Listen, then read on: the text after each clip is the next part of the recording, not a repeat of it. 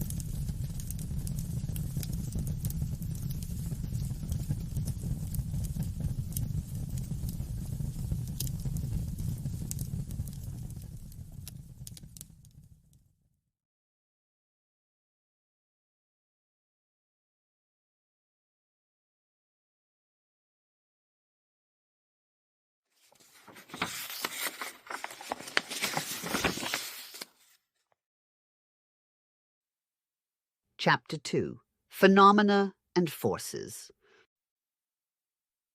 Pride, where wit fails, steps into our defence and fills up all the mighty void of sense.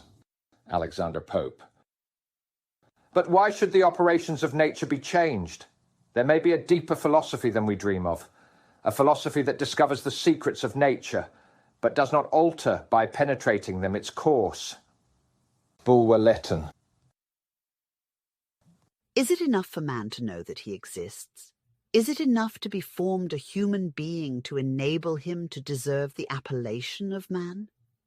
It is our decided impression and conviction that to become a genuine spiritual entity, which that designation implies, man must first create himself anew, so to speak, i.e., thoroughly eliminate from his mind and spirit not only the dominating influence of selfishness and other impurity, but also the infection of superstition and prejudice. The latter is far different from what we commonly term antipathy or sympathy. We are at first irresistibly or unwittingly drawn within its dark circle by that peculiar influence, that powerful current of magnetism which emanates from ideas as well as from physical bodies. By this we are surrounded and finally prevented through moral cowardice, fear of public opinion, from stepping out of it. It is rare that men regard a thing in either its true or false light, accepting the conclusion by the free action of their own judgment. Quite the reverse. The conclusion is more commonly reached by blindly adopting the opinion current at the hour among those with whom they associate. A church member will not pay an absurdly high price for his pew any more than a materialist will go twice to listen to Mr. Huxley's talk on evolution because they think that it is right to do so, but merely because Mr. and Mrs. So-and-so have done it. And these personages are the S and S's. The same holds good with everything else. If psychology had had its Darwin, the descent of man as regards moral qualities might have been found inseparably linked with that of his physical form. Society in its servile condition suggests to the intelligent observer of its mimicry a kinship between the simia and human beings, even more striking than is exhibited in the external marks pointed out by the great anthropologist. The many varieties of the ape, mocking presentments of ourselves, appear to have been evolved on purpose to supply a certain class of expensively dressed persons with the material for genealogical trees. Science is daily and rapidly moving toward the great discoveries in chemistry and physics, organology and anthropology. Learned men ought to be free from preconceptions and prejudices of every kind, yet although thought and opinion are now free, scientists are still the same men as of old. An utopian dreamer is he who thinks that man ever changes with the evolution and development of new ideas. The soil may be well fertilized and made to yield with every year a greater and better variety of fruit, but dig a little deeper than the stratum required for the crop, and the same earth will be found in the subsoil as was there before the first furrow was turned. Not many years ago, the person who questioned the infallibility of some theological dogma was branded at once an iconoclast and an infidel. Vae victis, science has conquered. But in its turn, the victor claims the same infallibility, though it equally fails to prove its right. Tempora mutantur et nos mutamur in illis, the saying of the good old Lotharius, applies to the case.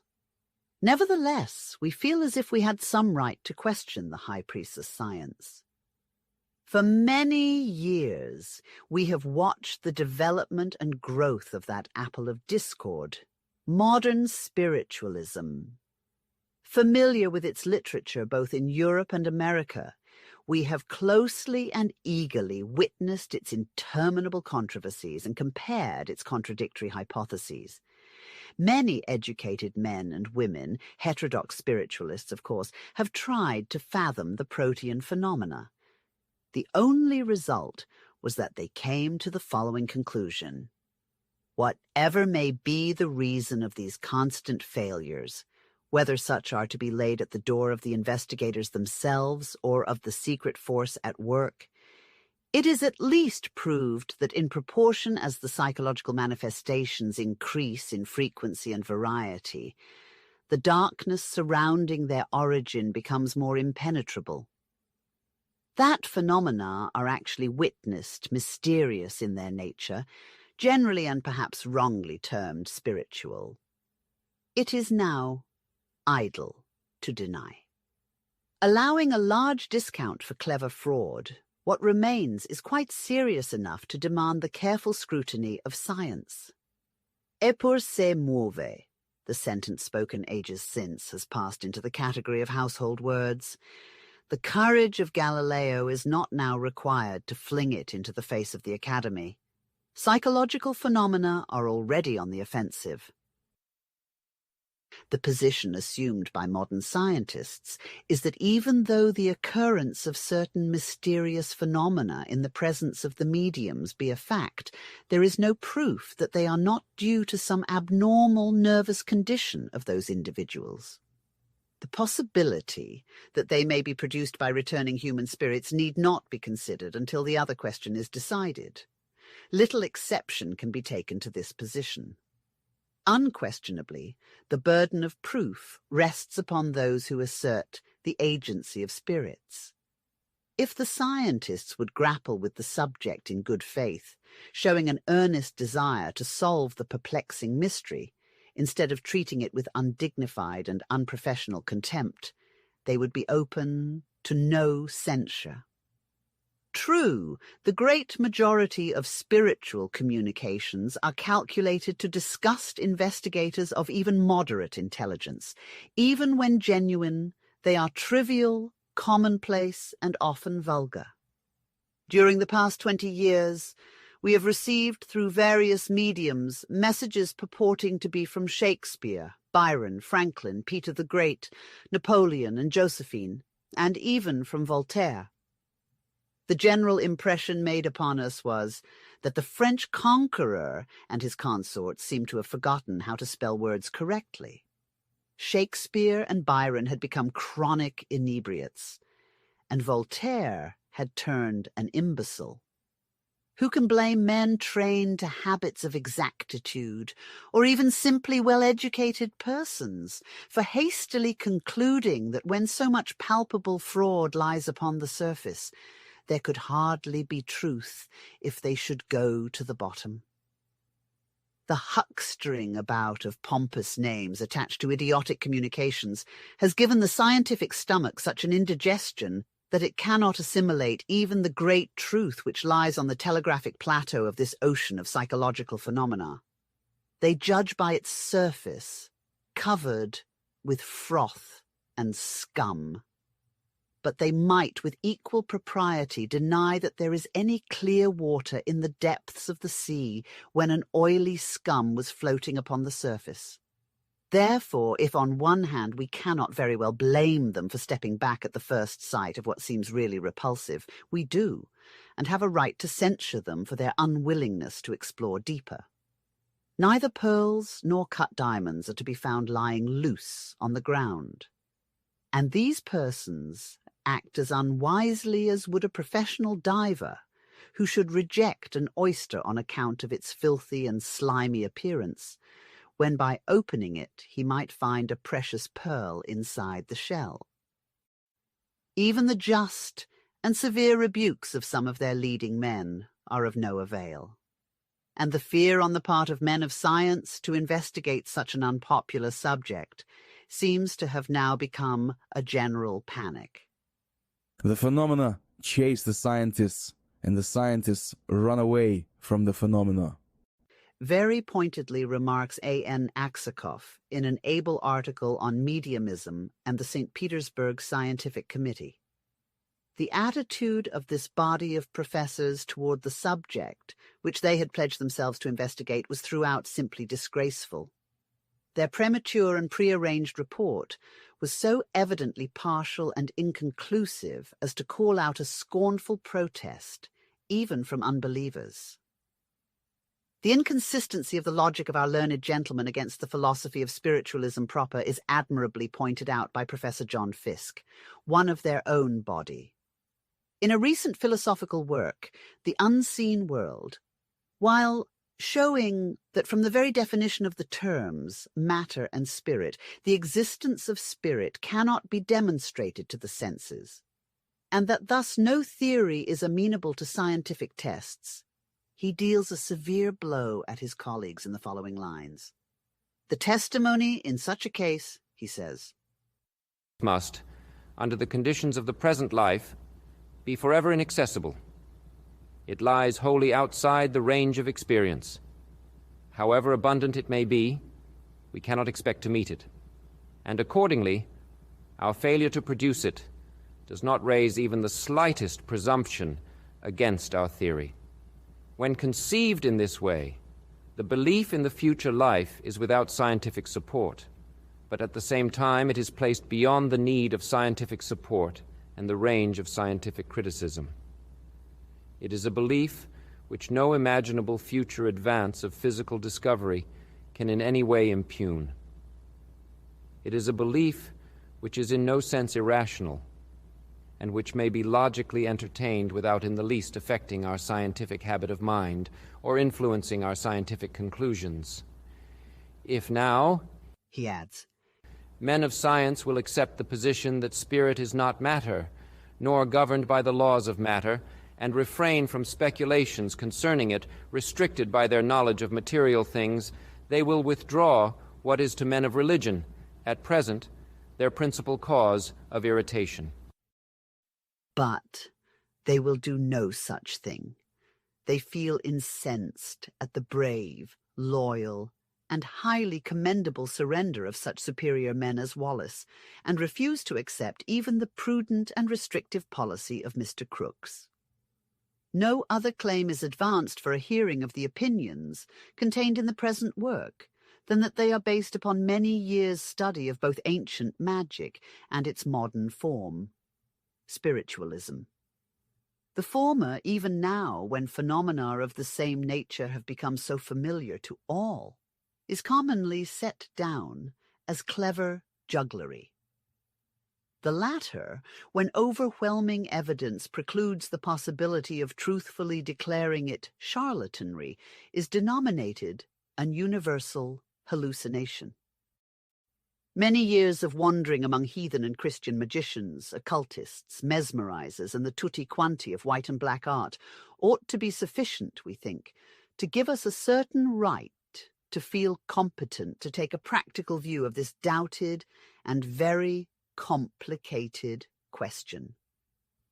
We have associated with the fakirs, the holy men of India, and seen them when in intercourse with the Pitris. We have watched the proceedings and modus operandi of the howling and dancing dervishes, held friendly communications with the marabouts of European and Asiatic Turkey, and the serpent charmers of Damascus and Benares have but few secrets that we have not had the fortune to study. Therefore, when scientists who have never had an opportunity of living among these Oriental jugglers, and can judge at the best but superficially, tell us that there is naught in their performances but mere tricks of prestidigitation, we cannot help feeling a profound regret for such hasty conclusions. That such pretentious claims should be made to a thorough analysis of the powers of nature, and at the same time such unpardonable neglect displayed of questions of purely physiological and psychological character, and astounding phenomena rejected without either examination or appeal, is an exhibition of inconsistency, strongly savouring of timidity, if not of moral obliquity. If, therefore, we should ever receive from some contemporaneous Faraday the same fling that gentleman made years since when, with more sincerity than good breeding, he said that many dogs have the power of coming to much more logical conclusions than some spiritualists, we fear we must still persist. Abuse is not argument, least of all, proof. Because such men as Huxley and Tyndall denominate spiritualism a degrading belief and Oriental magic jugglery, they cannot thereby take from truth its verity. Skepticism, whether it proceeds from a scientific or an ignorant brain, is unable to overturn the immortality of our souls, if such immortality is a fact, and plunge them into post-mortem annihilation. Reason is subject to error, says Aristotle, so is opinion, and the personal views of the most learned philosopher are often more liable to be proved erroneous than the plain common sense of his own illiterate cook. In the tales of the impious caliph, Barakias Hassan Oglu, the Arabian sage holds a wise discourse. "Beware, O my son, of self-incense," he says. "It is the most dangerous on account of its agreeable intoxication. Profit by thy own wisdom, but learn to respect the wisdom of thy fathers likewise. And remember, O my beloved, that the light of Allah's truth will often penetrate much easier an empty head than one that is so crammed with learning that many a silver ray is crowded out for want of space. Such is the case with our overwise Qadi." These representatives of modern science in both hemispheres seem never to have exhibited more scorn or to have felt more bitterly toward the unsolvable mystery than since Mr. Crookes began the investigation of the phenomena in London. This courageous gentleman was the first to introduce to the public one of those alleged materialized sentries that guard the forbidden gates. Following after him, several other learned members of the scientific body had the rare integrity, combined with a degree of courage, which in view of the unpopularity of the subject may be deemed heroic, to take the phenomena in hand. But alas, although the spirit indeed was willing, the mortal flesh proved weak. Ridicule was more than the majority of them could bear, and so the heaviest burden was thrown upon the shoulders of Mr. Crookes. An account of the benefit this gentleman reaped from his disinterested investigations and the thanks he received from his own brother scientists can be found in his 3 pamphlets entitled Researches in the Phenomena of Spiritualism. After a while, the members appointed on the committee of the Dialectical Society and Mr. Crookes, who had applied to his mediums the most crucial tests, were forced by an impatient public to report in so many plain words what they had seen. But what could they say, except the truth? Thus, they were compelled to acknowledge, first, that the phenomena, which they, at least, had witnessed, were genuine and impossible to simulate, thus showing that manifestations produced by some unknown force could, and did, happen. Second, that whether the phenomena were produced by disembodied spirits or other analogous entities, they could not tell, but that manifestations, thoroughly upsetting many preconceived theories as to natural laws, did happen and were undeniable. Several of these occurred in their own families. Third, that notwithstanding all their combined efforts to the contrary, beyond the indisputable fact of the reality of the phenomena, glimpses of natural action not yet reduced to law, they, to borrow the expression of the Count de Gabalis, could make neither head nor tail on't. Now this was precisely what a sceptical public had not bargained for. The discomfiture of the believers in spiritualism had been impatiently anticipated before the conclusions of Messrs. Crookes, Varley, and the Dialectical Society were announced.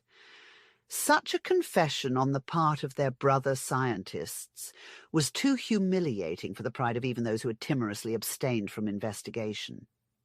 It was regarded as really too much that such vulgar and repulsive manifestations of phenomena, which had always, by common consent of educated people, been regarded as nursery tales, fit only to amuse hysterical servant girls and afford revenue to professional somnambulists, that manifestations which had been consigned by the Academy and Institute of Paris to oblivion should so impertinently elude detection at the hands of experts in physical sciences.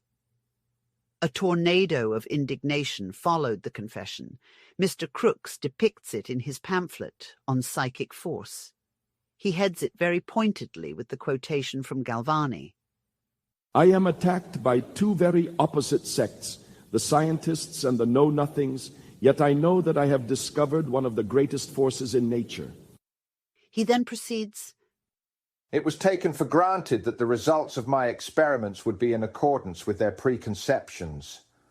What they really desired was not the truth, but an additional witness in favor of their own foregone conclusions. When they found the facts which that investigation established could not be made to fit those opinions, why, so much the worse for the facts. They tried to creep out of their own confident recommendations of the inquiry by declaring that Mr. Home is a clever conjurer who has duped us all. Mr. Crookes might, with equal propriety, examine the performances of an Indian juggler. Mr. Crookes must get better witnesses before he can be believed. The thing is too absurd to be treated seriously. It is impossible, and therefore can't be. I never said it was impossible. I only said it was true. The observers have all been biologized and fancy they saw things occur which really never took place, etc., etc., etc. After expending their energy on such puerile theories as unconscious cerebration, involuntary muscular contraction, and the sublimely ridiculous one of the cracking knee joints, le muscle craqueur, after meeting ignominious failures by the obstinate survival of the new force. And finally, after every desperate effort to compass its obliteration, these fili diffidentia, as St. Paul calls their class, thought best to give up the whole thing in disgust. Sacrificing their courageously persevering brethren as a holocaust on the altar of public opinion, they withdrew in dignified silence. Leaving the arena of investigation to more fearless champions, these unlucky experimenters are not likely to ever enter it again. It is easier by far to deny the reality of such manifestations from a secure distance than find for them a proper place among the classes of natural phenomena accepted by exact science. And how can they, since all such phenomena pertain to psychology, and the latter, with its occult and mysterious powers, is a terra incognita for modern science. Thus, powerless to explain that which proceeds directly from the nature of the human soul itself, the existence of which most of them deny, unwilling at the same time to confess their ignorance, scientists retaliate very unjustly on those who believe in the evidence of their senses without any pretense to science. A kick from thee, O Jupiter, is sweet, says the poet Tretiakowski in an old Russian tragedy. Rude as those Jupiters of science may be occasionally toward us credulous mortals, their vast learning, in less abstruse questions we mean, if not their manners, entitles them to public respect. But unfortunately, it is not the gods who shout the loudest. The eloquent Tertullian, speaking of Satan and his imps, whom he accuses of ever mimicking the Creator's works, denominates them the monkeys of God. It is fortunate for the philosophicules that we have no modern Tertullian to consign them to an immortality of contempt as the monkeys of science. But to return to genuine scientists, phenomena of a merely objective character, says A.N. Aksakov, force themselves upon the representatives of exact sciences for investigation and explanation. But the high priests of science, in the face of apparently such a simple question, are totally disconcerted. This subject seems to have the privilege of forcing them to betray not only the highest code of morality, truth, but also the supreme law of science, experiment. They feel that there is something too serious underlying it. The cases of Hare, Crookes, De Morgan, Varley, Wallace, and Butler-Off create a panic. They fear that as soon as they concede one step, they will have to yield the whole ground. Time-honored principles, the contemplative speculations of a whole life, of a long line of generations, are all staked on a single card. In the face of such experience as that of Crookes and the Dialectical Society, of Wallace and the late Professor Hare, what can we expect from our luminaries of erudition? Their attitude toward the undeniable phenomena is in itself another phenomenon.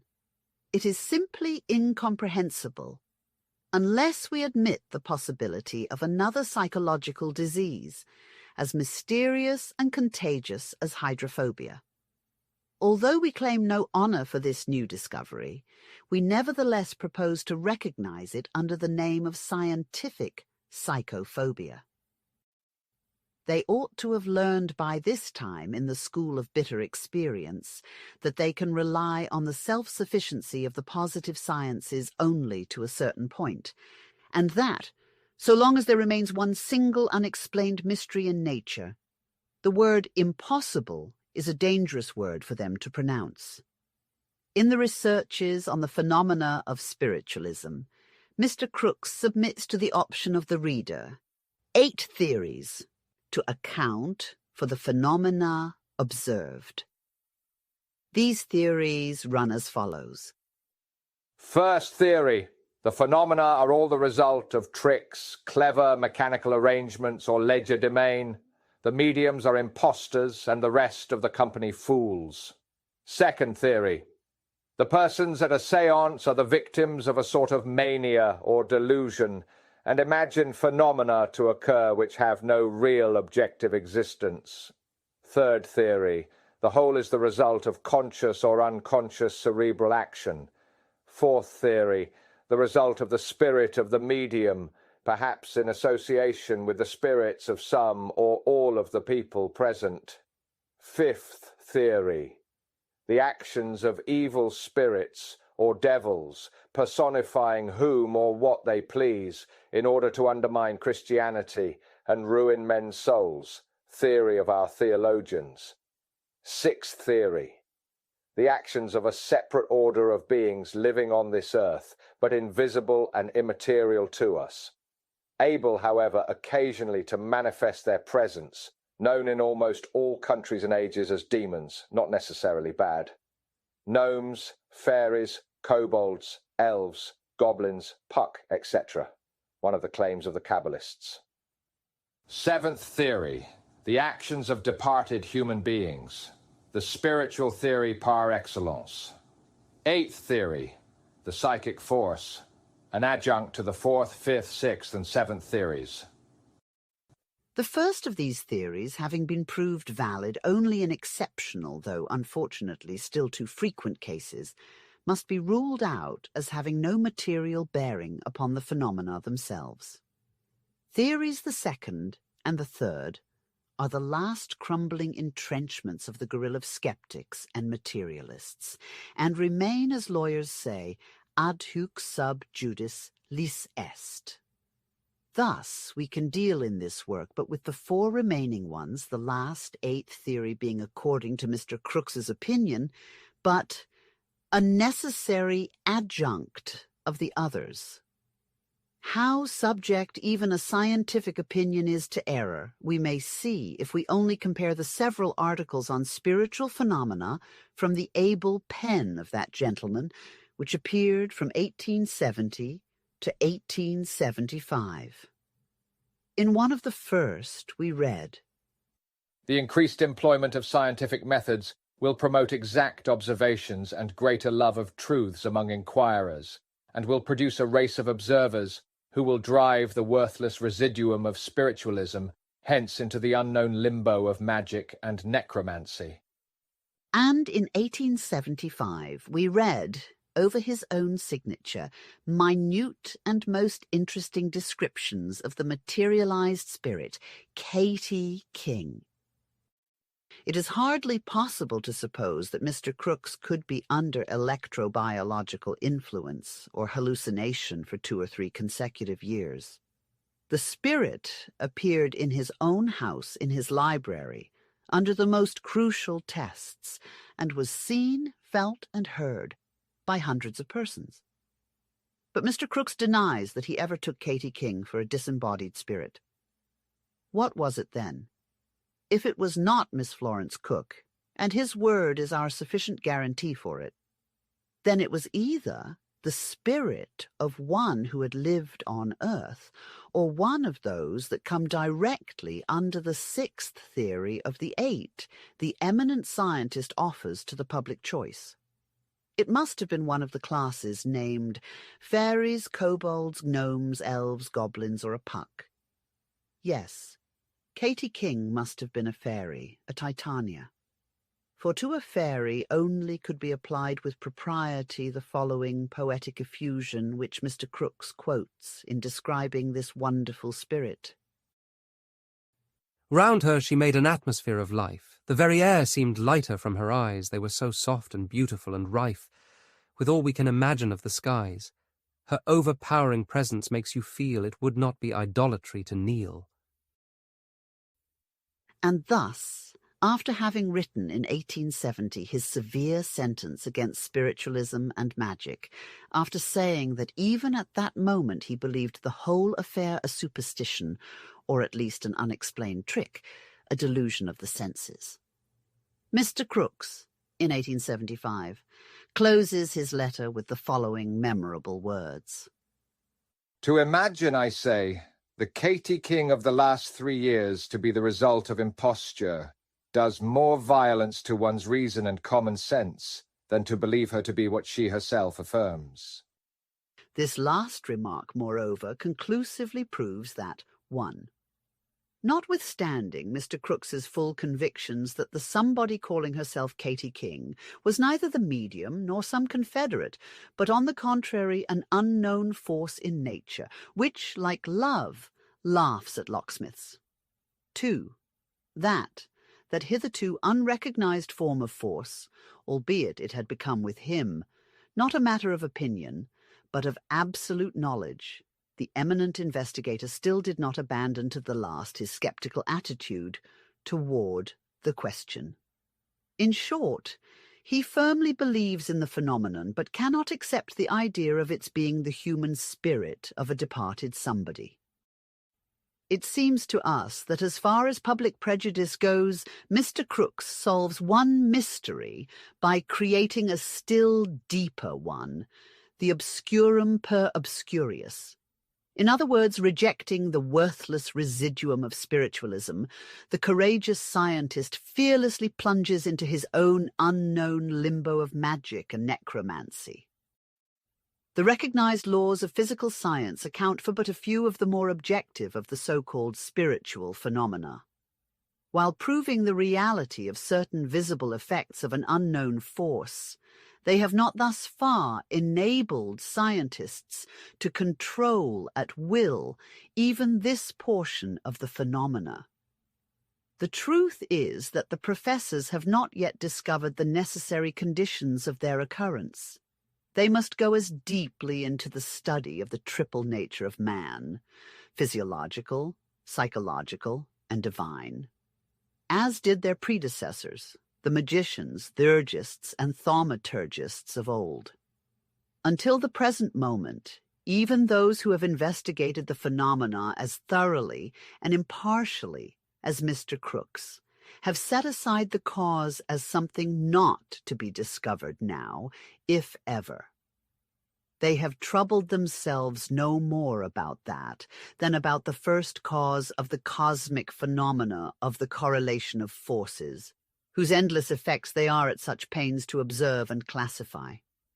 Their course has been as unwise as that of a man who should attempt to discover the sources of a river by exploring toward its mouth. It has so narrowed their views of the possibilities of natural law that very simple forms of occult phenomena have necessitated their denial that they can occur unless miracles were possible.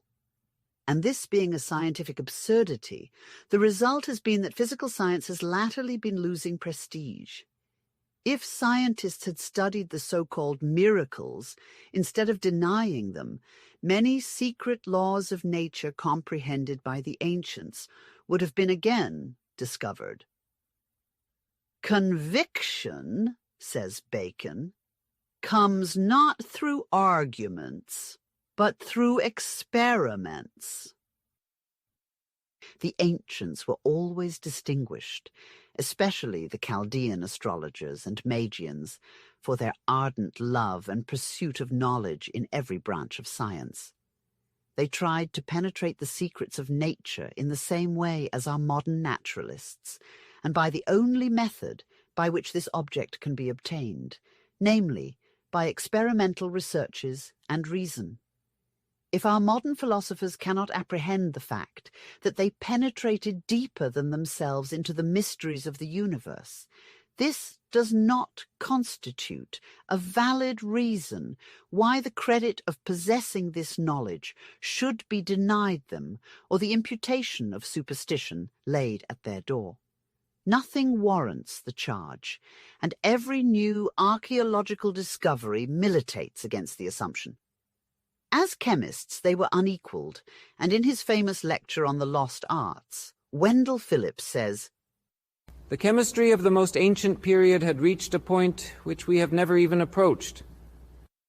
The secret of the malleable glass, which, if supported by one end by its own weight, in 20 hours dwindles down to a fine line that you can curve around your wrist, would be as difficult to rediscover in our civilized countries as to fly to the moon. The fabrication of a cup of glass which was brought by an exile to Rome in the reign of Tiberius, a cup which he dashed upon the marble pavement, and it was not crushed nor broken by the fall, and which, as it got dented some, was easily brought into shape again with a hammer, is a historic fact.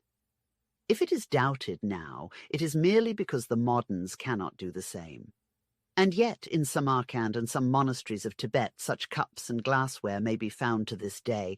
Nay, there are persons who claim that they can make the same by virtue of their knowledge of the much ridiculed and ever doubted alkahest, the universal solvent.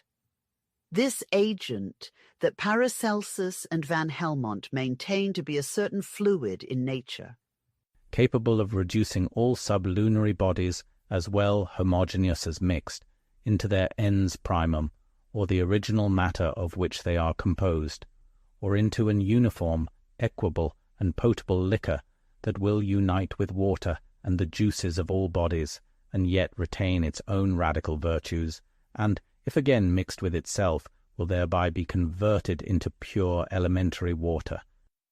What impossibilities prevent our crediting the statement? Why should it not exist, and why the idea be considered utopian? Is it again because our modern chemists are unable to produce it? But surely it may be conceived without any great effort of imagination that all bodies must have originally come from some first matter, and that this matter, according to the lessons of astronomy, geology, and physics, must have been a fluid. Why should not gold, of whose genesis our scientists know so little, have been originally a primitive or basic matter of gold, a ponderous fluid which, as says Van Helmont, from its own nature or a strong cohesion between its particles, acquired afterward a solid form? There seems to be very little absurdity to believe in a universal ens that resolves all bodies into their ens genitale. Van Helmont calls it the highest and most successful of all salts, which having obtained the supreme degree of simplicity, purity, subtlety, enjoys alone the faculty of remaining unchanged and unimpaired by the subjects it works upon, and of dissolving the most stubborn and untractable bodies, as stones, gems, glass, earth, sulphur, metals, etc., into red salt, equal in weight to the matter dissolved, and this with as much ease as hot water melts down snow. It is into this fluid that the makers of malleable glass claimed, and now claim, that they immersed common glass for several hours to acquire the property of malleability. We have a ready and palpable proof of such possibilities.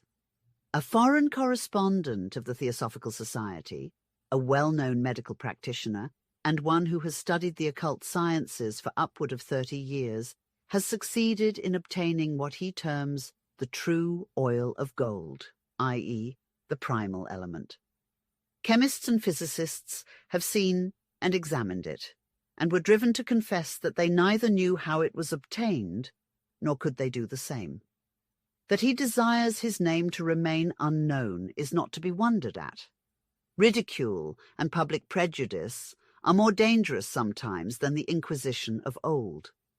This Adamic earth is next-door neighbour to the Alcahest, and one of the most important secrets of the alchemists.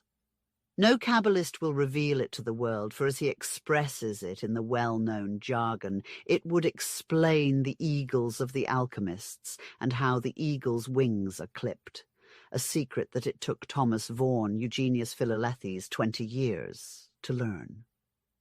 As the dawn of physical science broke into a glaring daylight, the spiritual sciences merged deeper and deeper into night, and in their turn they were denied.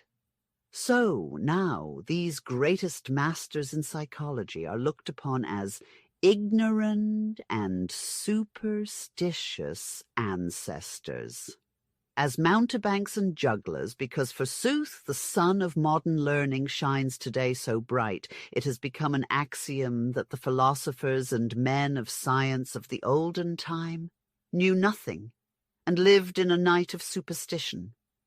But their traducers forget that the sun of today will seem dark by comparison with the luminary of tomorrow, whether justly or not. And as the men of our century think their ancestors ignorant, so will perhaps their descendants count them for know-nothings. The world moves in cycles. The coming races will be but the reproductions of races long bygone, as we, perhaps, are the images of those who lived 100 centuries ago. The time will come when those who now in public slander the Hermetists, but ponder in secret their dust-covered volumes, who plagiarize their ideas, assimilate and give them out as their own, will receive their dues. "Who?" honestly exclaims Pfaff. What man has ever taken more comprehensive views of nature than Paracelsus? He was the bold creator of chemical medicines, the founder of courageous parties, victorious in controversy, belonging to those spirits who have created amongst us a new mode of thinking on the natural existence of things.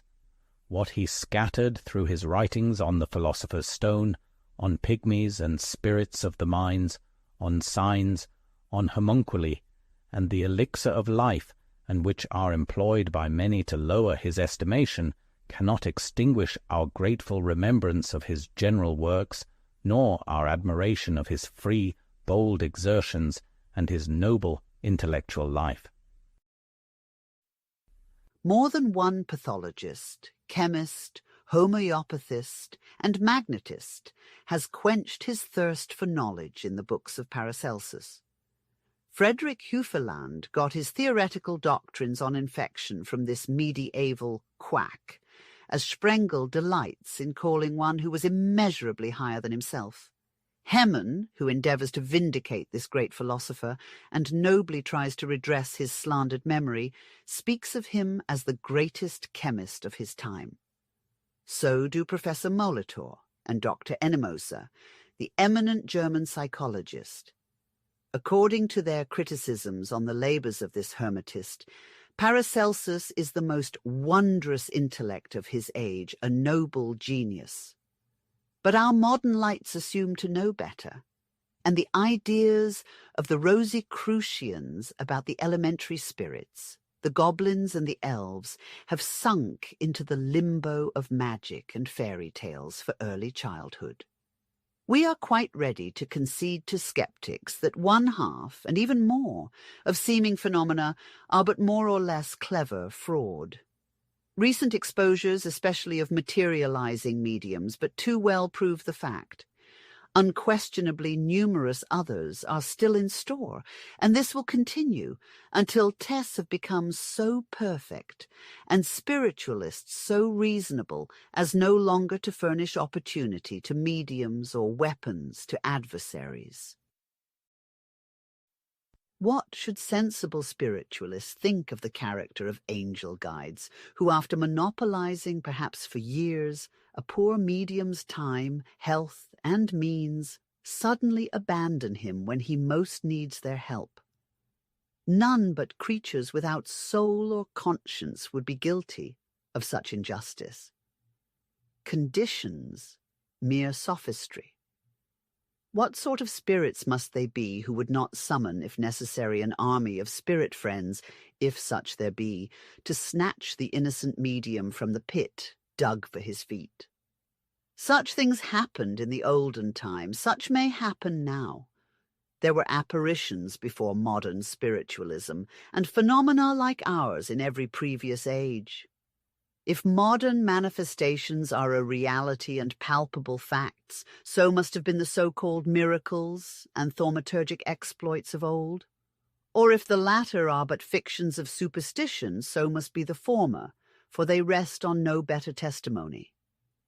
But in this daily increasing torrent of occult phenomena that rushes from one end of the globe to the other, though 2/3 of the manifestations are proved spurious, what of those which are proved genuine beyond doubt or cavil?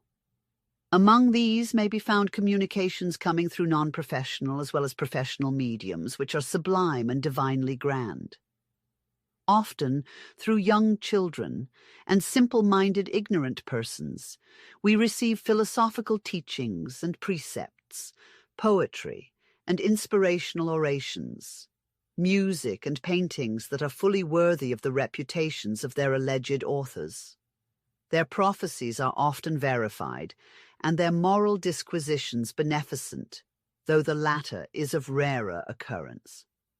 Who are those spirits? What those powers or intelligences which are evidently outside of the medium proper and entities per se?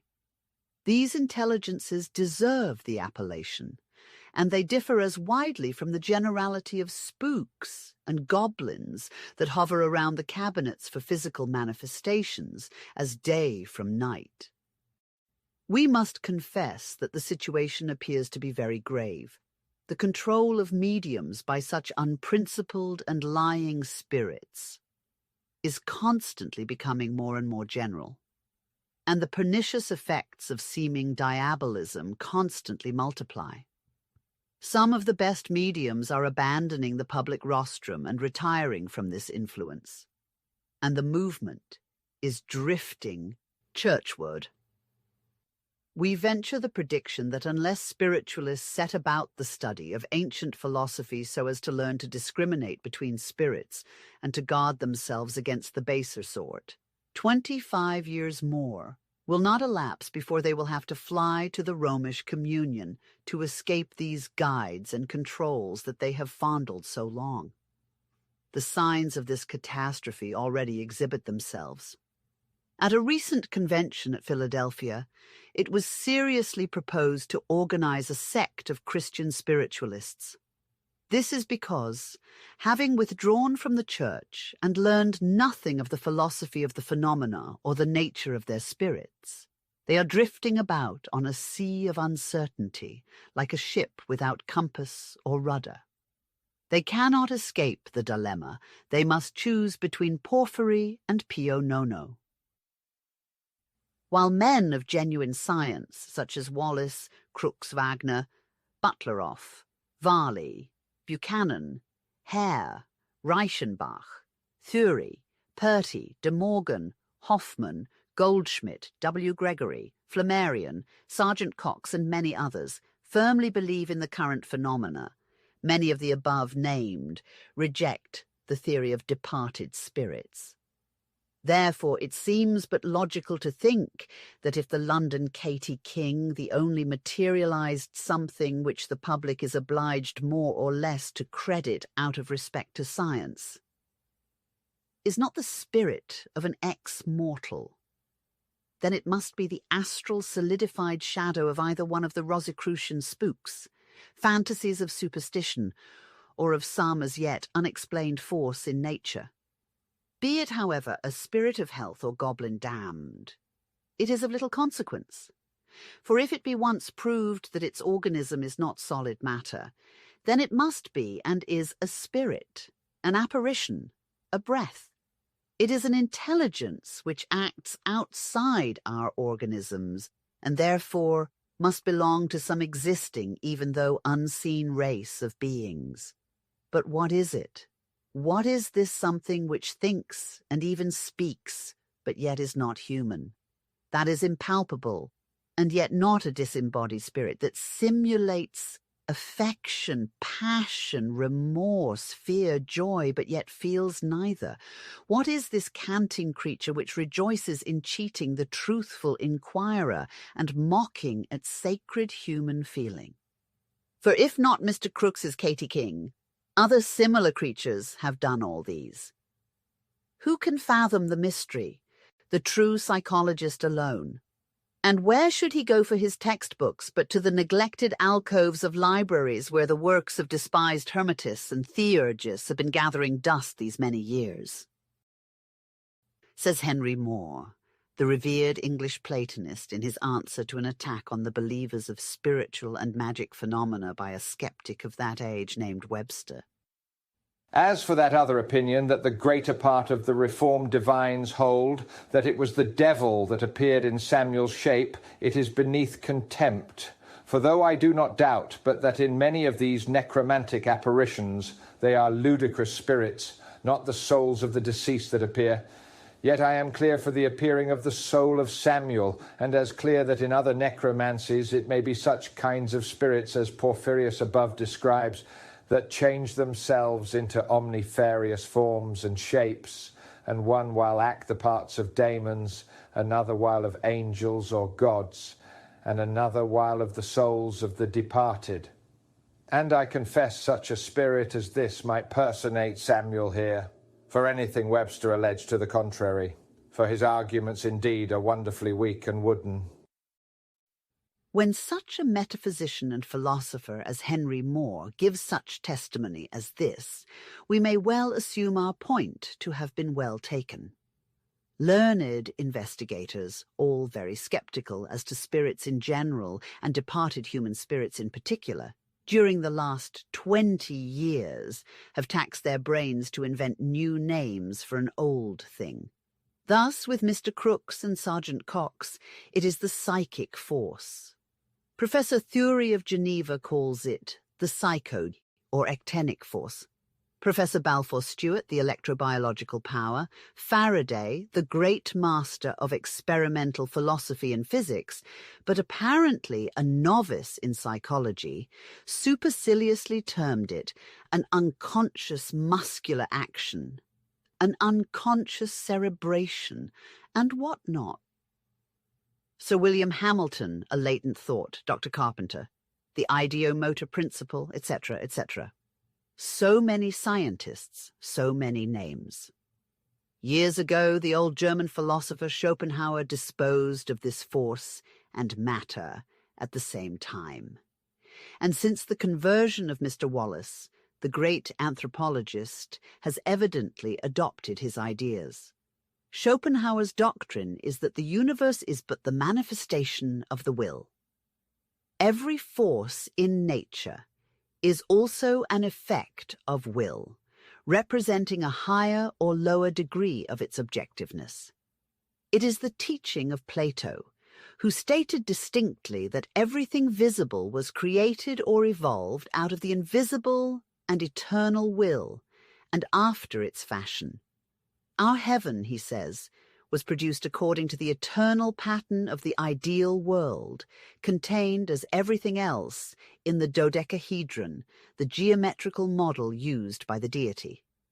With Plato, the primal being is an emanation of the demiurgic mind, nous, which contains from the eternity the idea of the to-be-created world within itself, and which idea he produces out of himself. The laws of nature are the established relations of this idea to the forms of its manifestations. These forms, says Schopenhauer, are time, space, and causality. Through time and space, the idea varies in its numberless manifestations. These ideas are far from being new, and even with Plato they were not original. This is what we read in the Chaldean oracles. The works of nature coexist with the intellectual, noero, spiritual light of the Father, for it is the soul, psyche, which adorned the great heaven, and which adorns it after the Father. The incorporeal world, then, was already completed, having its seat in the divine reason, says Philo, who is erroneously accused of deriving his philosophy from Plato's.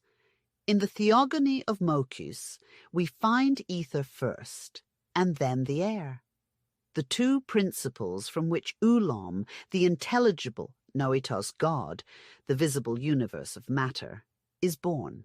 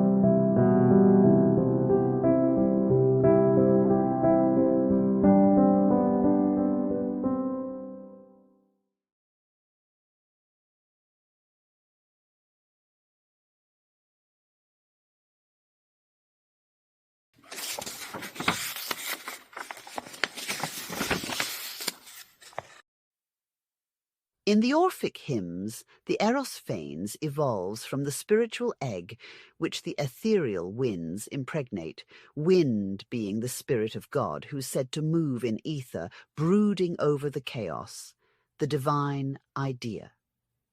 In the Hindu Kathokopanishad, Purusha, the divine spirit, already stands before the original matter, from whose union springs the great soul of the world, Maha, Atma, Brahm, the spirit of life. These latter appellations are identical with the universal soul, or anima mundi, and the astral light of the Theurgists and Kabbalists.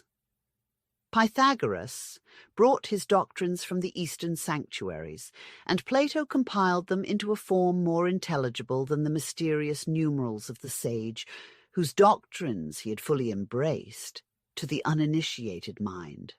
Thus, the cosmos is the sun with Plato, having for his father and mother the divine thought and matter. The Egyptians, says Dunlap, distinguish between an older and younger Horus, the former the brother of Osiris, the latter the son of Osiris and Isis. The first is the idea of the world remaining in the demiurgic mind, born in darkness before the creation of the world. The second Horus is this idea going forth from the Logos, becoming clothed with matter, and assuming an actual existence. The mundane God, eternal, boundless, young and old, of winding form, say the Chaldean oracles. This winding form is a figure to express the vibratory motion of the astral light with which the ancient priests were perfectly well acquainted, though they may have differed in views of ether with modern scientists. For in the ether they placed the eternal idea pervading the universe, or the will which becomes force and creates or organizes matter. The will, says Van Helmont, is the first of all powers, for through the will of the Creator all things were made and put in motion. The will is the property of all spiritual beings, and displays itself in them the more actively, the more they are freed from matter. And Paracelsus, the divine, as he was called, adds in the same strain. Faith must confirm the imagination, for faith establishes the will. Determined will is a beginning of all magical operations. Because men do not perfectly imagine and believe, the result is that the arts are uncertain, while they might be perfectly certain. The opposing power alone of unbelief and skepticism, if projected in a current of equal force, can check the other and sometimes completely neutralize it. Why should spiritualists wonder that the presence of some strong skeptics, or of those who, feeling bitterly opposed to the phenomenon, unconsciously exercise their willpower in opposition, hinders and often stops altogether the manifestations? If there is no conscious power on earth, but sometimes finds another to interfere with, or even counterbalance it, why wonder when the unconscious, passive power of a medium is suddenly paralyzed in its effects by another opposing one, though it also be as unconsciously exercised? Professors Faraday and Tyndall boasted that their presence at a circle would stop at once every manifestation. This fact alone ought to have proved to the eminent scientists that there was some force in these phenomena worthy to arrest their attention. As a scientist, Professor Tyndall was perhaps preeminent in the circle of those who were present at the séance. As a shrewd observer, one not easily deceived by a tricking medium, he was perhaps no better, if as clever, as others in the room, and if the manifestations were but a fraud so ingenious as to deceive the others, they would not have stopped, even on his account. What medium can ever boast of such phenomena as were produced by Jesus and the Apostle Paul after him? Yet even Jesus met with cases where the unconscious force of resistance overpowered even his so well-directed current of will. And he did not many mighty works there, because of their unbelief. There is a reflection of every one of these views in Schopenhauer's philosophy. Our investigating scientists might consult his works with profit. They will find therein many a strange hypothesis founded on old ideas, speculations on the new phenomena, which may prove as reasonable as any, and be saved the useless trouble of inventing new theories. The psychic and ectenic forces, the ideomotor and electrobiological powers, latent thought, and even unconscious cerebration theories can be condensed in 2 words, the Kabbalistic astral light. The bold theories and opinions expressed in Schopenhauer's works differ widely with those of the majority of our orthodox scientists. In reality, remarks this daring speculator, there is neither matter nor spirit. The tendency to gravitation in a stone is as unexplainable as a thought in human brain. If matter can, no one knows why, fall to the ground, then it can also, no one knows why, think. As soon, even in mechanics, as we trespass beyond the purely mathematical, as soon as we reach the inscrutable, adhesion, gravitation, and so on, we are faced by phenomena which are to our senses as mysterious as the will and thought in man.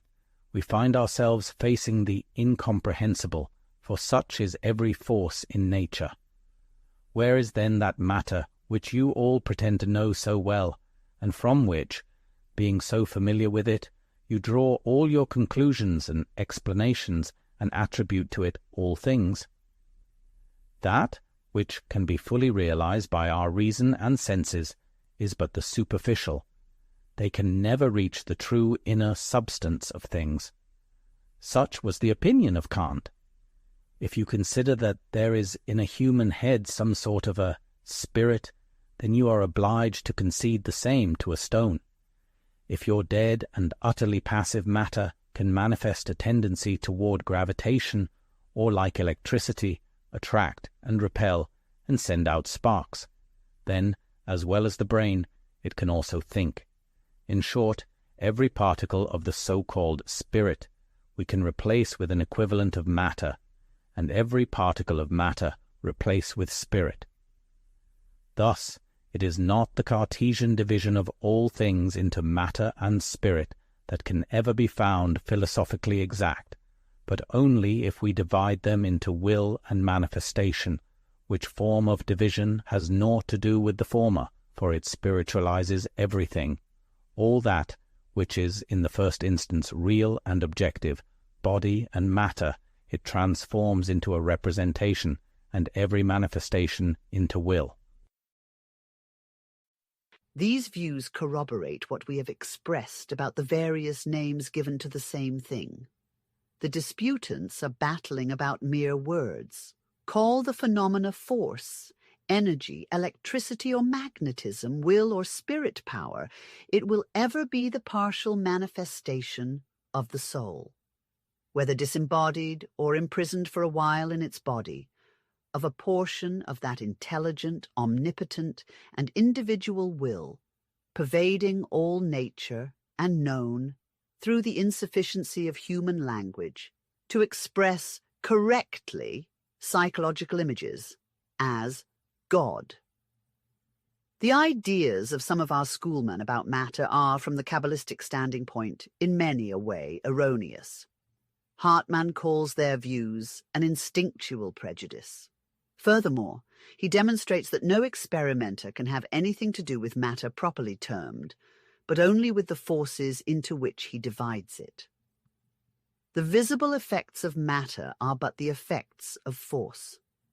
He concludes thereby that that which is now called matter is nothing but the aggregation of atomic forces to express which the word matter is used. Outside of that, for science matter is but a word void of sense. Notwithstanding many an honest confession on the part of our specialists, physicists, physiologists, and chemists, that they know nothing whatever of matter, they deify it. Every new phenomenon which they find themselves unable to explain is triturated, compounded into incense, and burned on the altar of the goddess who patronizes modern scientists. No one can better treat his subject than does Schopenhauer in his Parerga. In this work he discusses at length animal magnetism, clairvoyance, sympathetic cures, seership, magic, omens, ghost-seeing, and other spiritual matters. All these manifestations, he says, are branches of one and the same tree, and furnish us with irrefutable proofs of the existence of a chain of beings which is based on quite a different order of things than that nature which has at its foundation laws of space, time, and adaptability. This other order of things is far deeper, for it is the original and the direct one. In its presence, the common laws of nature, which are simply formal, are unavailing. Therefore, under its immediate action, neither time nor space can separate any longer the individuals, and the separation impendent on these forms presents no more insurmountable barriers for the intercourse of thoughts and the immediate action of the will.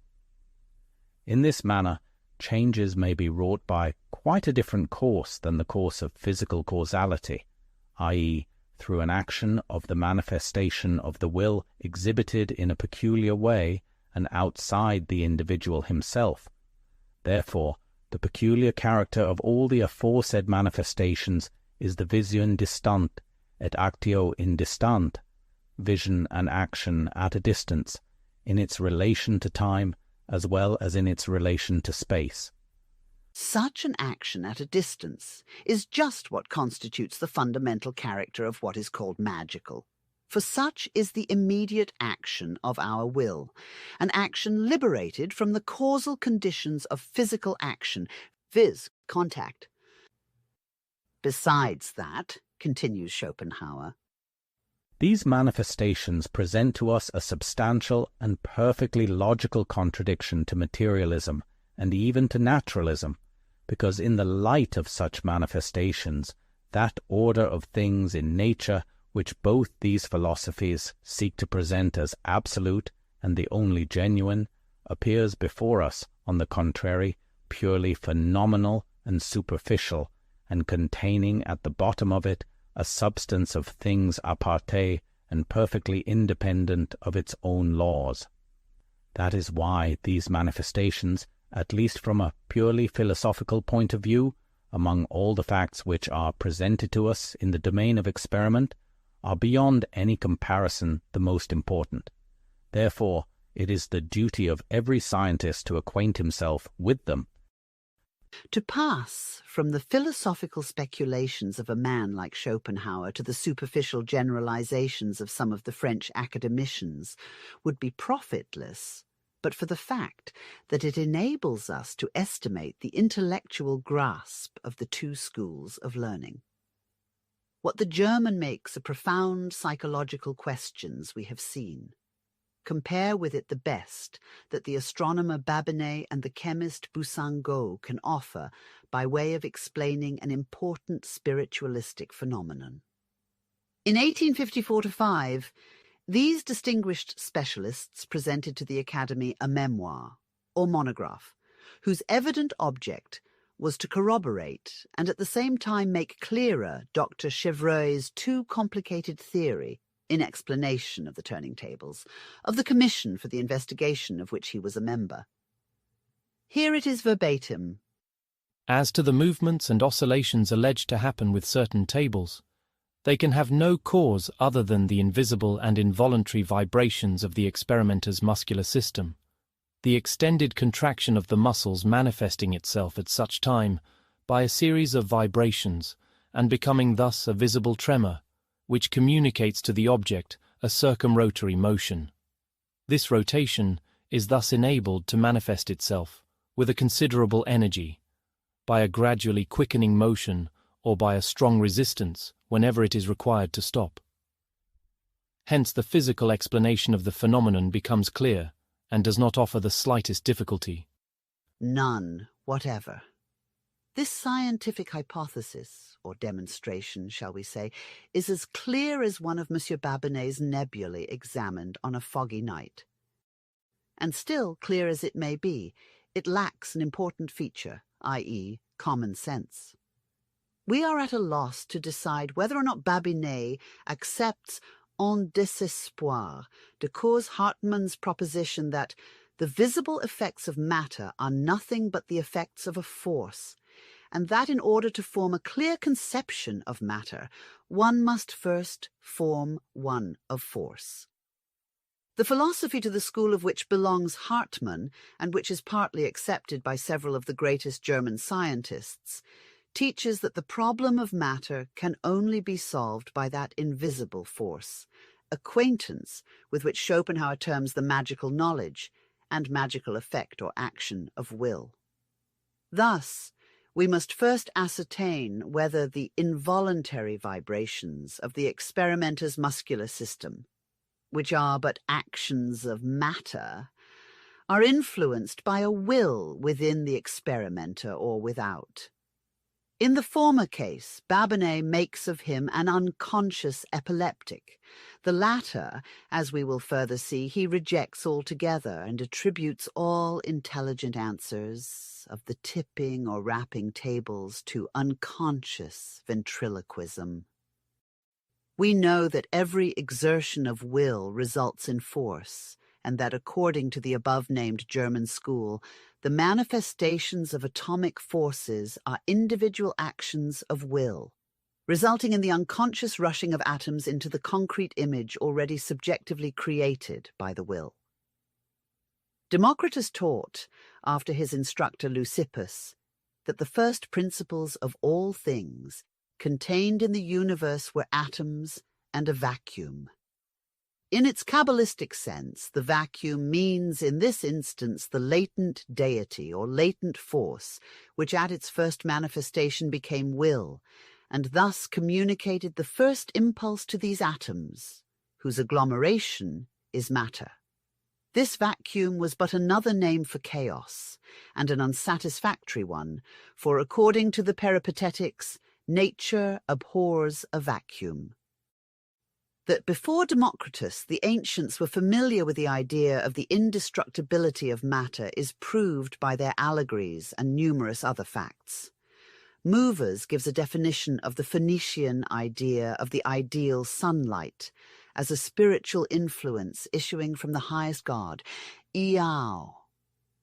The light conceivable only by intellect, the physical and spiritual principle of all things, out of which the soul emanates. It was the male essence, or wisdom, while the primitive matter, or chaos, was the female.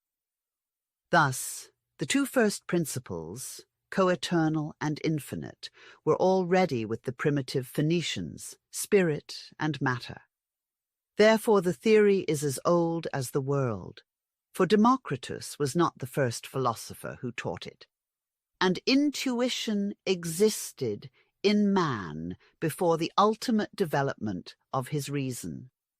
But it is in the denial of the boundless and endless entity, possessor of that invisible will which we, for lack of a better term, call God, that lies the powerlessness of every materialistic science to explain the occult phenomena.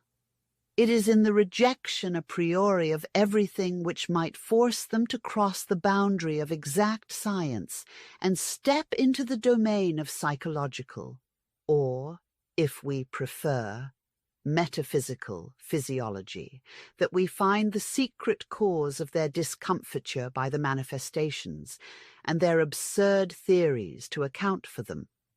The ancient philosophy affirmed that it is in consequence of the manifestation of that will, termed by Plato the divine idea, that everything visible and invisible sprung into existence. As that intelligent idea, which by directing its sole willpower toward a center of localized forces called objective forms into being, so can man, the microcosm of the great macrocosm, do the same in proportion with the development of his willpower. The imaginary atoms, a figure of speech employed by Democritus, and gratefully seized upon by the materialists, are like automatic workmen moved inwardly by the influx of that universal will directed upon them, and which, manifesting itself as force, sets them into activity. The plan of the structure to be erected is in the brain of the architect and reflects his will, Abstract as yet, from the instant of the conception it becomes concrete through these atoms which follow faithfully every line, point, and figure, traced in the imagination of the divine geometer. As God creates, so man can create. Given a certain intensity of will, and the shapes created by the mind become subjective. Hallucinations, they are called, although to their creator they are real as any visible object is to anyone else. Given a more intense and intelligent concentration of this will, and the form becomes concrete, visible, objective. The man has learned the secret of secrets. He is a magician. The materialist should not object to this logic, for he regards thought as matter. Conceding it to be so, the cunning mechanism contrived by the inventor, the fairy scenes born in the poet's brain, the gorgeous painting limned by the artist's fancy, the peerless statue chiseled in ether by the sculptor, the palaces and castles built in air by the architect. All these, though invisible and subjective, must exist, for they are matter, shaped and moulded. Who shall say, then, that there are not some men of such imperial will as to be able to drag these air-drawn fancies into view, enveloped in the hard casing of gross substance to make them tangible? If the French scientists reaped no laurels in the new field of investigation, what more was done in England, until the day when Mr. Crookes offered himself in atonement for the sins of the learned body? Why Mr. Faraday, some 20 years ago, actually condescended to be spoken to once or twice upon the subject. Faraday, whose name is pronounced by the anti-spiritualists in every discussion upon the phenomena, as a sort of scientific charm against the evil eye of spiritualism, Faraday, who blushed for having published his researches upon such a degrading belief, is now proved on good authority to have never sat at a tipping table himself at all. We have but to open a few stray numbers of the Journal des Débats, published while a noted Scotch medium was in England, to recall the past events in all their primitive freshness. In one of these numbers, Dr. Foucault of Paris comes out as a champion for the eminent English experimenter. "Pray do not imagine," says he, that the grand physicist had ever himself condescended so far as to sit prosaically at a jumping table. Whence then came the blushes which suffused the cheeks of the father of experimental philosophy? Remembering this fact, we will now examine the nature of Faraday's beautiful indicator, the extraordinary medium catcher, invented by him for the detection of mediumistic fraud. That complicated machine, the memory of which haunts like a nightmare the dreams of dishonest mediums, is carefully described in Comte de Mirville's Question des Esprits. The better to prove to the experimenters the reality of their own impulsion, Professor Faraday placed several cardboard discs, united to each other and stuck to the table by a half-soft glue, which, making the whole adhere for a time together, would nevertheless yield to a continuous pressure. Now, the table having turned, yes, actually having dared to turn before Mr. Faraday, which fact is of some value at least, the discs were examined. And as they were found to have gradually displaced themselves by slipping in the same direction as the table, it thus became an unquestionable proof that the experimenters had pushed the tables themselves. Another of the so-called scientific tests, so useful in a phenomenon alleged to be either spiritual or psychical, consisted of a small instrument which immediately warned the witnesses of the slightest personal impulsion on their part. Or rather, according to Mr. Faraday's own expression, it warned them when they changed from the passive to the active state. This needle, which betrayed the active motion, proved but one thing, viz., the action of a force which either emanated from the sitters or controlled them. And who has ever said that there is no such force.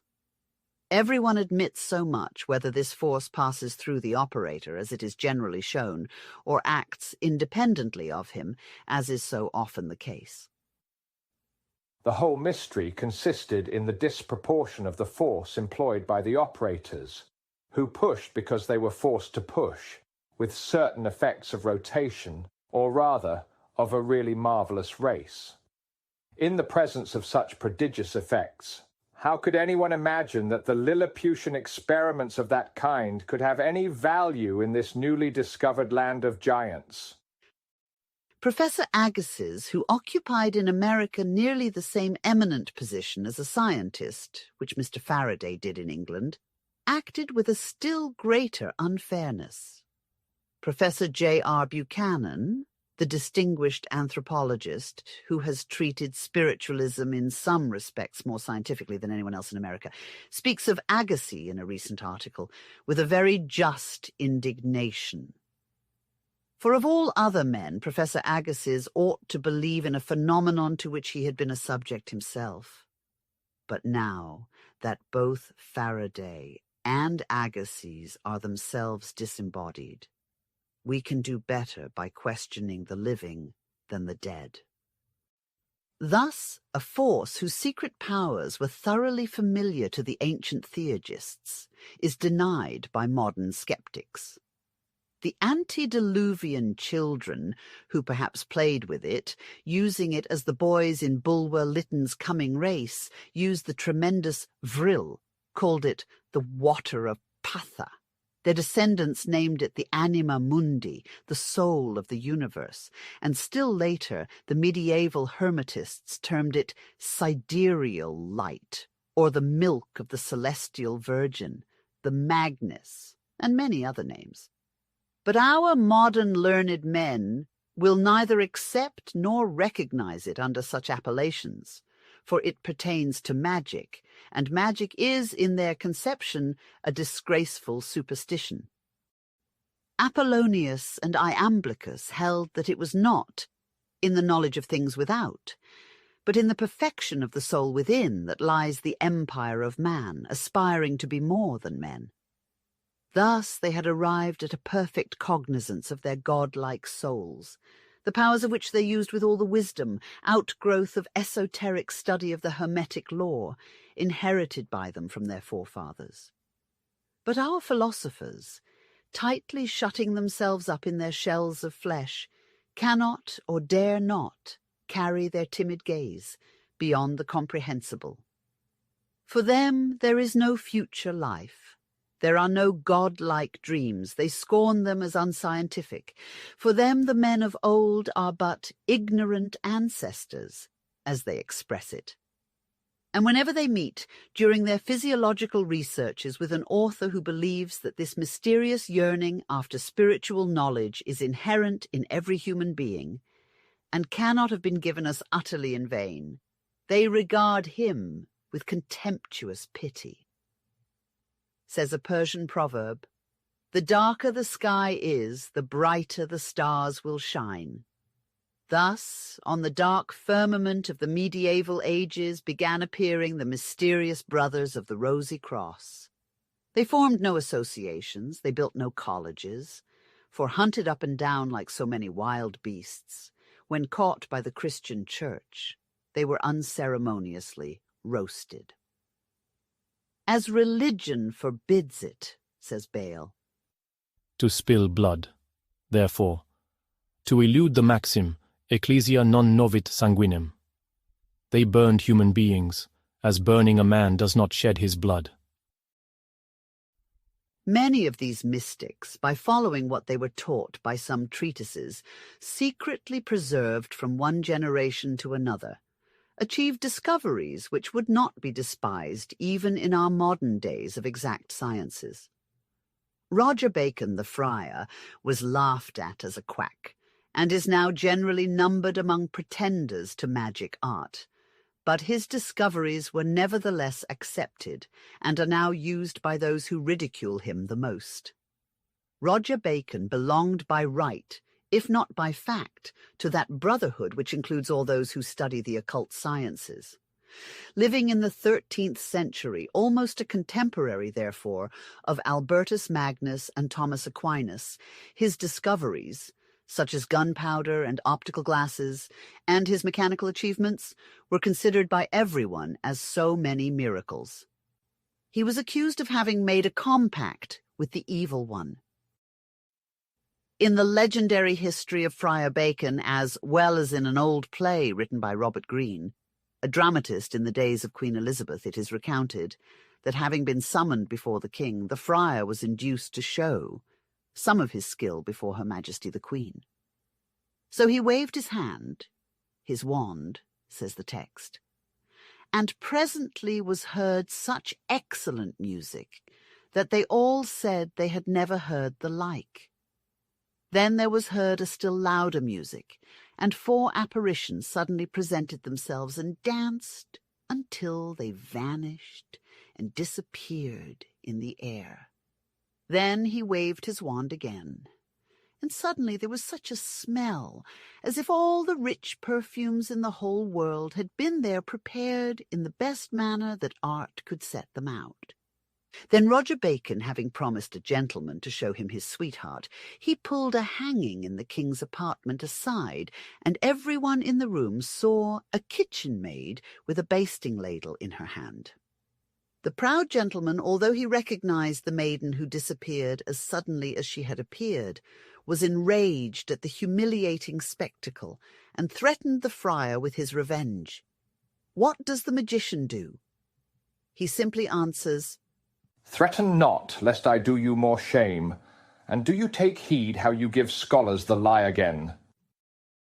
As a commentary on this, the modern historian remarks, This may be taken as a sort of exemplification of the class of exhibitions which were probably the result of a superior knowledge of natural sciences. no one ever doubted that it was the result of precisely such a knowledge, and the Hermetists, magicians, astrologers, and alchemists never claimed anything else. It certainly was not their fault that the ignorant masses, under the influence of an unscrupulous and fanatical clergy, should have attributed all such works to the agency of the devil. In view of the atrocious tortures provided by the Inquisition for all suspected of either black or white magic, it is not strange that these philosophers neither boasted nor even acknowledged the fact of such an intercourse. On the contrary, their own writings proved that they held that magic is no more than the application of natural active causes to passive things or subjects. By means thereof, many tremendously surprising but yet natural effects are produced. the phenomena of the mystic odours and music exhibited by Roger Bacon have been often observed in our own time. To say nothing of our personal experience, we are informed by English correspondents of the Theosophical Society that they have heard strains of the most ravishing music, coming from no visible instrument, and inhaled a succession of delightful odours produced, as they believed, by spirit agency. One correspondent tells us that so powerful was one of these familiar odours, that of sandalwood, that the house would be impregnated with it for weeks after the séance. The medium in this case was a member of a private family, and the experiments were all made within the domestic circle. Another describes what he calls a musical rap. The potencies that are now capable of producing these phenomena must have existed and been equally efficacious in the days of Roger Bacon. As to the apparitions, it suffices to say that they are evoked now in spiritualistic circles and guaranteed by scientists, and their evocation by Roger Bacon is thus made more probable than ever. Baptista Porta, in his treatise on natural magic, enumerates a whole catalogue of secret formulae for producing extraordinary effects by employing the occult powers of nature. Although the magicians believed as firmly as our spiritualists in a world of invisible spirits, none of them claimed to produce his effects under their control or through their sole help. They knew too well how difficult it is to keep away the elementary creatures when they have once found the door wide open. Even the magic of the ancient Chaldeans was but a profound knowledge of the powers of simples and minerals. It was only when the Theurgist desired divine help in spiritual and earthly matters that he sought direct communication through religious rites with pure spiritual beings. With them even, those spirits who remain invisible and communicate with mortals through their awakened inner senses, as in clairvoyance, clairaudience, and trance, could only be evoked subjectively and as a result of purity of life and prayer. But all physical phenomena were produced simply by applying a knowledge of natural forces, although certainly not by the method of legerdemain, practiced in our days by conjurers. Men possessed of such knowledge and exercising such powers patiently toiled for something better than the vain glory of a passing fame. Seeking it not, they became immortal, as do all who labor for the good of the race, forgetful of mean self. Illuminated with the light of eternal truth, these rich poor alchemists fixed their attention upon the things that lie beyond the common ken, recognizing nothing inscrutable but the first cause, and finding no question unsolvable. To dare, to know, to will, and remain silent was their constant rule. To be beneficent, unselfish, and unpretending were with them spontaneous impulses. Disdaining the rewards of petty traffic, spurning wealth, luxury, pomp, and worldly power, they aspired to knowledge as the most satisfying of all acquisitions. They esteemed poverty, hunger, toil, and the evil report of men as none too great a price to pay for its achievement. They who might have lain on downy, velvet-covered beds suffered themselves to die in hospitals and by the wayside, rather than debase their souls and allow the profane cupidity of those who tempted them to triumph over their sacred vows. The lives of Paracelsus, Cornelius, Agrippa, and Philalethes are too well known to repeat the old sad story. If spiritualists are anxious to keep strictly dogmatic in their notions of the spirit world, they must not set scientists to investigate their phenomena in the true experimental spirit. The attempt would most surely result in a partial rediscovery of the magic of old, that of Moses and Paracelsus. Under the deceptive beauty of some of their apparitions, they might find some day the sylphs and fair undines of the Rosicrucians playing in the currents of psychic and odic force. Already, Mr. Crooks, who fully credits the being, feels that under the fair skin of Katie, covering a simulacrum of heart borrowed partially from the medium and the circle, there is no soul.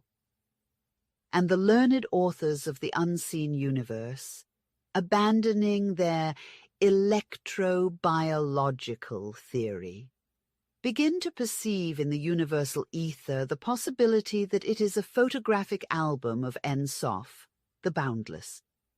We are far from believing that all the spirits that communicate at circles are of the classes called elemental and elementary. Many, especially among those who control the medium subjectively to speak, write, and otherwise act in various ways, are human, disembodied spirits. Whether the majority of such spirits are good or bad largely depends on the private morality of the medium, much on the circle present, and a great deal on the intensity and object of their purpose. If this object is merely to gratify curiosity and to pass the time, it is useless to expect anything serious. But in any case, human spirits can never materialize themselves in propria persona. These can never appear to the investigator clothed with warm, solid flesh, sweating hands and faces, and grossly material bodies. The most they can do is to project their ethereal reflection on the atmospheric waves, and if the touch of their hands and clothing can become upon rare occasions objective to the senses of a living mortal. It will be felt as a passing breeze gently sweeping over the touched spot, not as a human hand or material body. It is useless to plead that the materialized spirits that have exhibited themselves with beating hearts and loud voices, with or without a trumpet, are human spirits. The voices, if such sound can be termed a voice at all, of a spiritual apparition once heard can hardly be forgotten. That of a pure spirit is like the tremulous murmur of an aeolian harp echoed from a distance. The voice of a suffering, hence impure, if not utterly bad spirit, may be assimilated to a human voice issuing from an empty barrel. This is not our philosophy, but that of the numberless generations of theurgists and magicians, and based upon their practical experience. The testimony of antiquity is positive on this subject. Daimonion phonai anarthroi eisi. The voices of spirits are not articulated. The spirit voice consists of a series of sounds which conveys the impression of a column of compressed air ascending from beneath upward and spreading around the living interlocutor. The many eyewitnesses who testified in the case of Elizabeth Eslinger, namely the deputy governor of the prison of Weinsberg, Mayer, Eckhart, Thürer, and Knorr, sworn evidence, Dutenhofer and Kapf, the mathematician, testified that they saw the apparition like a pillar of clouds. For the space of 11 weeks, Dr. Körner and his sons, several Lutheran ministers, the advocate Frass, the engraver Dutenhofer, 2 physicians, Ziefer and Sickra, the judge Haid, and the Baron von Hugel, with many others, followed this manifestation daily. During the time it lasted, the prisoner Elizabeth prayed with a loud voice uninterruptedly. Therefore, as the spirit was talking at the same time, it could be no ventriloquism, and that voice, they say, had nothing human in it. No one could imitate its sounds. Further on, we will give abundant proofs from ancient authors concerning this neglected truism. We will now only again assert that no spirit claimed by the spiritualists to be human was ever proved to be such on sufficient testimony. The influence of the disembodied ones can be felt and communicated subjectively by them to sensitives. They can produce objective manifestations, but they cannot produce themselves otherwise than as described above. They can control the body of a medium and express their desires and ideas in various modes well known to spiritualists, but not materialize what is matterless and purely spiritual, their divine essence. Thus, every so-called materialization, when genuine, is either produced, perhaps, by the will of that spirit, whom the appearance is claimed to be, but can only personate at best, or by the elementary goblins themselves, which are generally too stupid to deserve the honor of being called devils. Upon rare occasions, the spirits are able to subdue and control these soulless beings, which are ever ready to assume pompous names if left to themselves, in such a way that the mischievous spirit of the air, shaped in the real image of the human spirit, will be moved by the latter like a marionette, and unable to either act or utter other words than those imposed on him by the immortal soul. But this requires many conditions, generally unknown to the circles of even spiritualists, most in the habit of regularly attending séances. Not everyone can attract human spirits who likes. One of the most powerful attractions of our departed ones is their strong affection for those whom they have left on earth. It draws them irresistibly by degrees into the current of the astral light vibrating between the persons sympathetic to them and the universal soul. Another very important condition is harmony, and the magnetic purity of the persons present. If this philosophy is wrong, if all the materialized forms emerging in darkened rooms from still darker cabinets are spirits of men who once lived upon this earth, Why such a difference between them and the ghosts that appear unexpectedly, ex abrupto, without either cabinet or medium?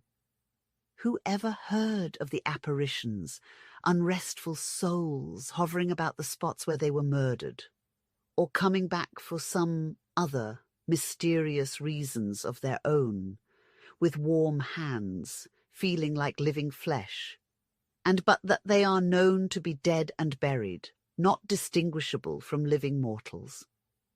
We have well-attested facts of such apparitions making themselves suddenly visible, but never until the beginning of the era of the materializations did we see anything like them. In the Medium and Daybreak of September 8, 1876, we read a letter from a lady travelling on the continent, narrating a circumstance that happened in a haunted house. She says, "A strange sound proceeded from a darkened corner of the library. On looking up, she perceived a cloud or column of luminous vapour. The earth-bound spirit was hovering about the spot rendered accursed by his evil deed. As this spirit was doubtless a genuine elementary apparition, which made itself visible of its own free will, in short, an umbra, it was, as every respectable shadow should be, visible but impalpable, or if palpable at all, communicating to the feeling of touch the sensation of a mass of water suddenly clasped in the hand, or of condensed but cold steam. It was luminous and vapoury. For aught we can tell, it might have been the real personal umbra of the spirit, persecuted and earthbound either by its own remorse and crimes or those of another person or spirit. The mysteries of after death are many, and modern materializations only make them cheap and ridiculous in the eyes of the indifferent. To these assertions may be opposed a fact well known among spiritualists.